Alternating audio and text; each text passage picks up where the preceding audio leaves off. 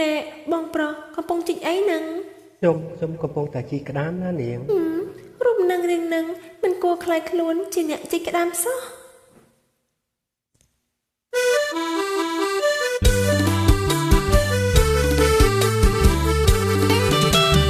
បងជាអ្នកជីកក្តាមនៅក្នុងស្រែតើអូនពេញចិត្តឲ្យបងជីកឬទេព្រោះក្នុងស្រែវាឆ្ងាញ់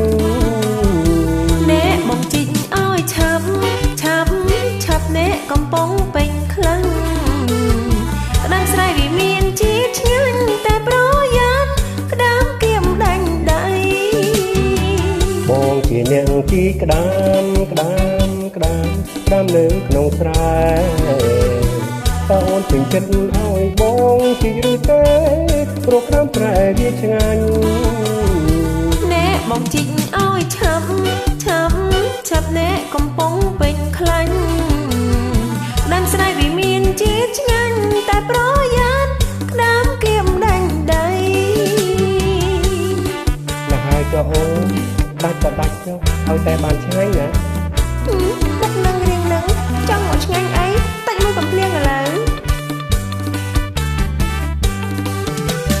បងជាអ្នកជីកក្តាម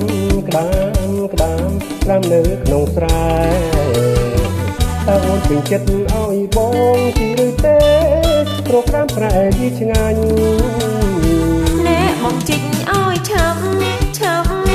ណែកំពុងពេញខ្លាញ់ក្តាមស្រែវាមានជាតិឆ្ងាញ់តែប្រយ័ត្នក្តាមគៀមដាច់ដៃបងជាអ្នកជីកក្តាមនៅក្នុងស្រែតើអូនពេញចិត្តឲ្យបងជីឬទេព្រោះក្តាមស្រែវាឆ្ងាញ់